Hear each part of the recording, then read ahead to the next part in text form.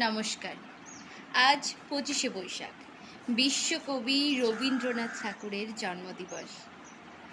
আমি কবিগুরু রবীন্দ্রনাথ ঠাকুরকে শ্রদ্ধাঞ্জলি জানিয়ে শুরু করছি আজকে আমার উপস্থাপনা কবি অরুণ কুমার চট্টোপাধ্যায়ের লেখা 25শে বৈশাখের গল্প। ওই মূর্তিটা কার বটে গো?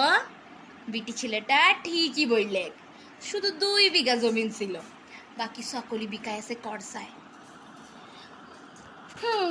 আজ্ঞা, কথাটা ঠিকই। 2 বিঘা কেন গো? 100টাও জমি নাই আমার, সকলই মায়েরা খাইছে জমিদার। তো বাবু, আপনাদের কবিয়াল ঠিকই সাপ ডিগায়ের বুড়া ভুজুং মাঝি পাড়া। আজ্ঞা, অমনি সাদা পাড়া দাড়ি, লম্বা পাড়া চুল, তো কি নাম বটে গো কবিয়ালের? দমে লেখাপড়া কইরাছে লিজ্জাস। বুঝুন খোড়া চাষির বেটা। আজ্ঞা, টাড়ে জমিন কুপায়া চাষ কইরাত।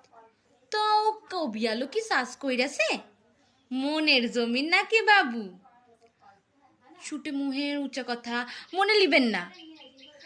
খুড়ার হাতে যদি দিতেন এই পুরা দুনিয়ার জমিন চষবার ভার, তো দেখতেন খেল।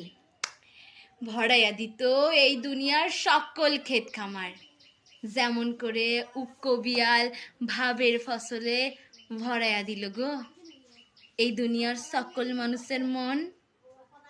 ভুল বললে কি মনে কিছু লিবেন না, দণ্ডবধ।